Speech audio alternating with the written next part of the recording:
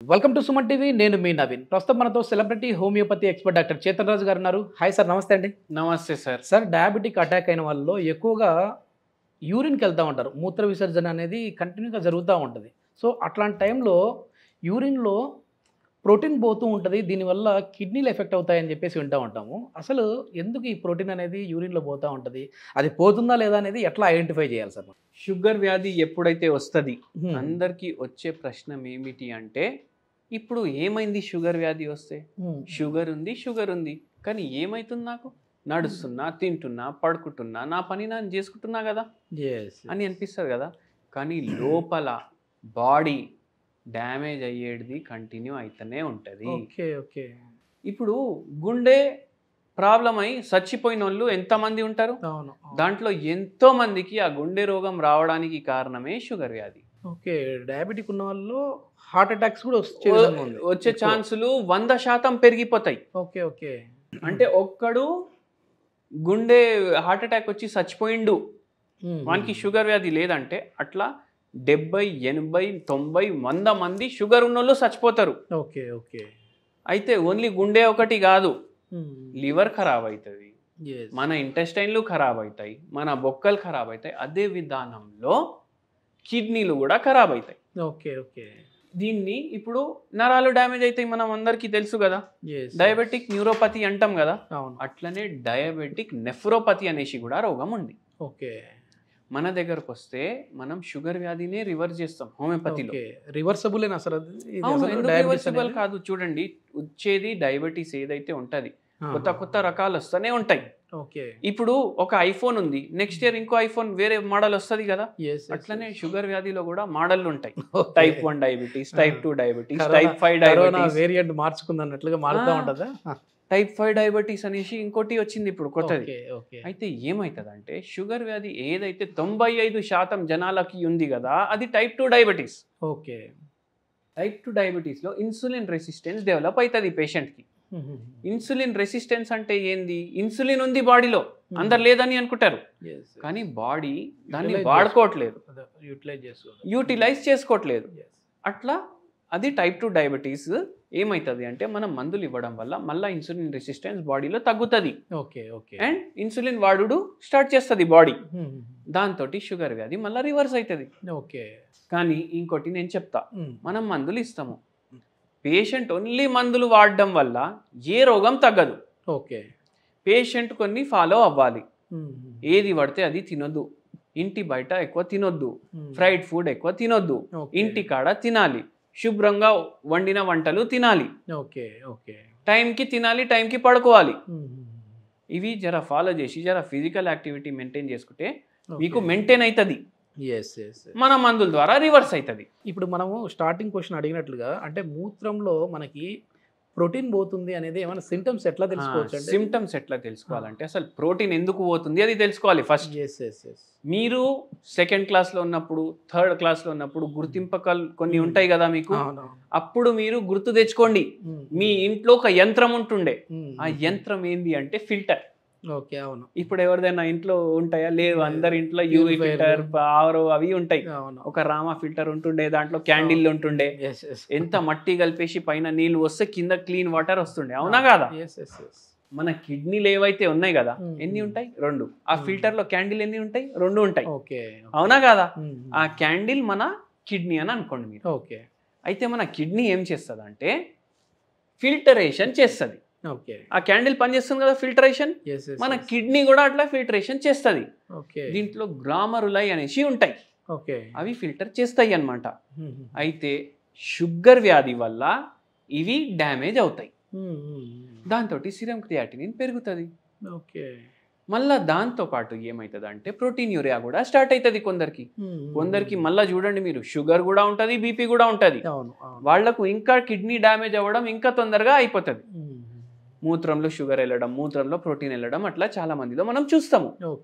అయితే ఇది ఎట్లా గుర్తు తెచ్చుకోవాలి అంటే, అరికాలల్లో ఉబ్బడం.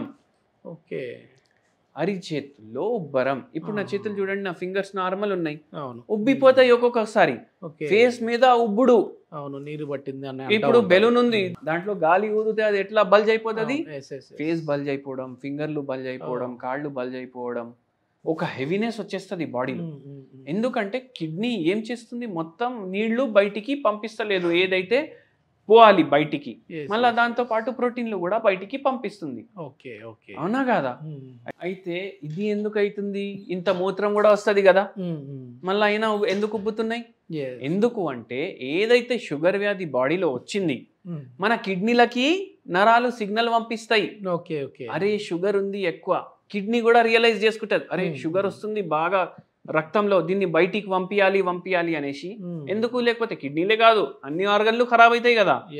ఎక్కువ షుగర్ ని బయటికి పంపించడానికి కిడ్నీ ఫిల్టరేషన్ ఫాస్ట్ అయిపోతుంది. అందుకే డయాలసిస్ వరకు కూడా వెళ్తారు, ఈ క్రియాటిన్ లెవెల్స్ పెరుగుతూ ఉంటాయి. కిడ్నీ ఇప్పుడు రోజుకి మూత్రం 4 సార్లు రావాలనుకోండి, 20 సార్లు 30 సార్లు వస్తుందా? అంటే కిడ్నీ ఫాస్ట్ గా పనిచేస్తుంది.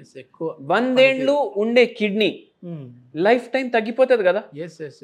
ఇప్పుడు బండి కిలోమీటర్లు ఉంటది, 4 లక్షలకి ఖరాబ్ అవ్వాలి ఇంజన్. టాక్సీ బండి రోజు 300-500 కిలోమీటర్లు తిరుగుతుంది, 3-4 గంటల ఖరాబ్ అవుతుంది. అదే ఇంటికి సపరేట్ బండి అంటే రోజుకి 20 కిలోమీటర్లే తిరుగుతుంది, 10 ఏళ్ళు కూడా ఉంటది. అవునా కాదా? ఇది కూడా అట్లనే. సో అట్లా యూరిన్ ఎక్కువ పోవడం, ఎక్కువ ఫిల్టరేషన్ అవ్వడం, ఇవన్నిటి వల్ల ఈ ప్రాబ్లంలు వస్తాయి. అసలు ఇది ప్యాంక్రియాస్ గ్లాండ్ అనేది ఒకవేళ ఇంగ్లీష్ మందులు వాడేదానికి, మీ హోమియోపతి మందులు వాడేదానికి ఎట్లా దాన్ని మళ్ళీ మనం ఆ డ్యామేజ్ని ఓవర్కమ్ చేయొచ్చు సార్? చూడండి సార్, ఇన్సులిన్ రెసిస్టెన్స్ ఒకటి, ఆక్సిడేటివ్ స్ట్రెస్ ఒకటి.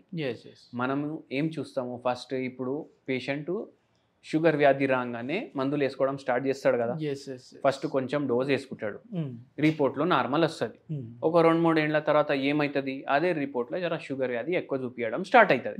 మళ్ళీ అప్పుడు ఏం చేస్తారు, ఇంకా డోస్ పెంచుకుంటాడు వాళ్ళ డాక్టర్ దగ్గర పోయి. మళ్ళా కొన్ని ఏళ్ల తర్వాత ఇన్సులిన్ పైన వచ్చేస్తాడు కదా.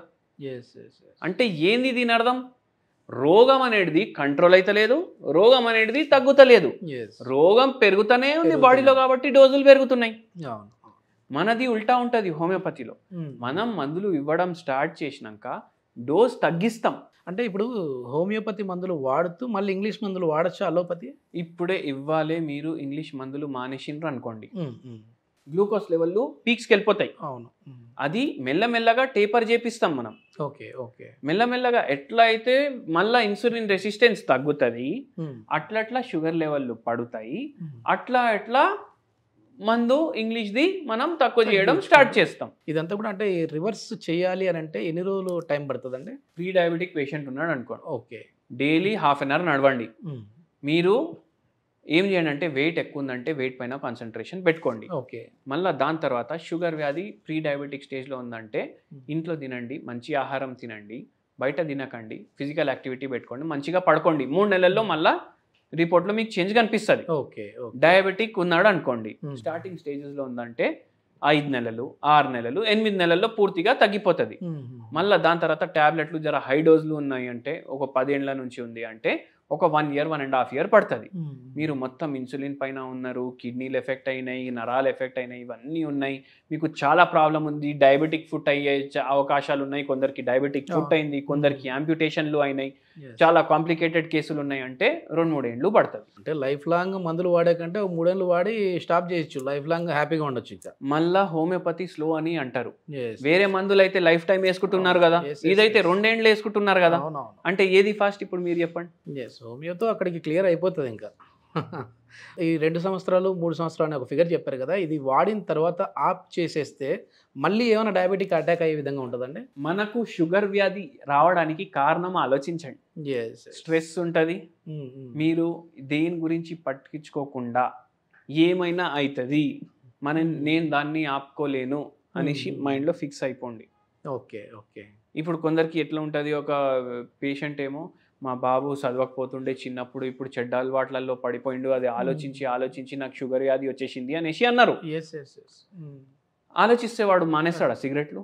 ఆలోచిస్తేవాడు మందు ఆలోచన ఎక్కువైనా కూడా ఇది ఉంటుంది, వచ్చే విధంగా ఉంటుంది. ఇప్పుడు ఒక పేషెంట్కి ఏమో ఫైనాన్షియల్ లాస్ అయిపోయింది చాలా, వాడు అదే ఆలోచించి తెచ్చుకుంటాడు రోగాలు. Okay okay 5th EMI cut అవుతుంది, 15th ఈఎంఐ కట్ అవుతుంది అనేసి మనము 6th రోజు నుంచి నెక్స్ట్ 5th వచ్చినప్పుడు వరకు నిద్రలో అదే అరే ఈఎంఐ ఎట్లా కడతా, అరే కడతావు ఇప్పుడు వరకు కట్టినావు కదా ఎట్లయినా కడుతున్నావు, ఏమైతే ఆలోచిస్తే ఏమన్నా తొందరగా అయిపోతుందా ఈఎంఐ?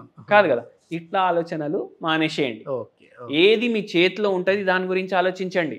అది ఫస్ట్ పాయింట్. సెకండ్ పాయింట్ ఏంటంటే ఈ రోగాలు లైఫ్ స్టైల్ రోగాలు అంటారు.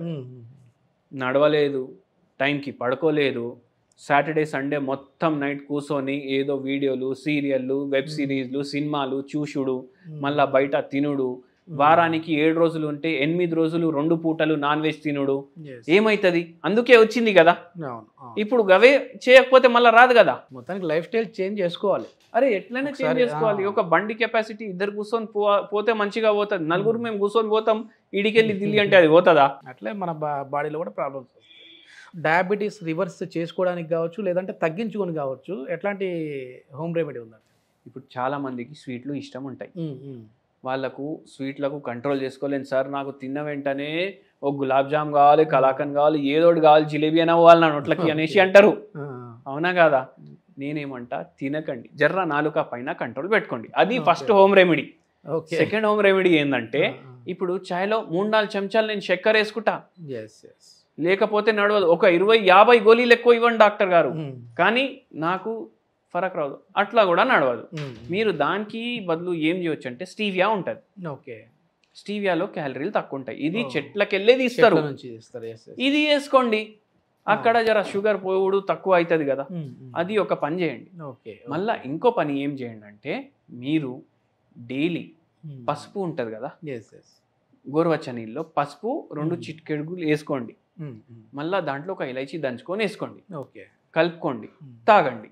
యాంటీ ఆక్సిడెంట్స్ ఉంటాయి పసుపులో, యాంటీ ఇన్ఫ్లమేటరీ ప్రాపర్టీస్ ఉంటాయి. ఇవి ఏం చేస్తాయంటే ఇన్ఫ్లమేషన్ ఏది అయితే వస్తుంది కదా బాడీలో, అది జర తగ్గించడానికి హెల్ప్ చేస్తుంది. ఓకే చాలా మంచి ఇన్ఫర్మేషన్ సార్. ఇది మొత్తం మీద ఏంటంటే డయాబెటిక్ ఉన్న వాళ్ళు ఒకవేళ వాళ్ళు రివర్స్ చేసుకోవాలి అని అనుకుంటే చేతన్ రాజు గారి కాంటాక్ట్ నెంబర్ ప్రొవైడ్ చేస్తా ఉన్నాం. మీరు నేరుగా సార్తో మాట్లాడచ్చు. మన వీడియో చూసి కాల్ చేసిన వరకు అయితే కన్సల్టేషన్ ఫీ అయితే ఉండదు. Thank you sir.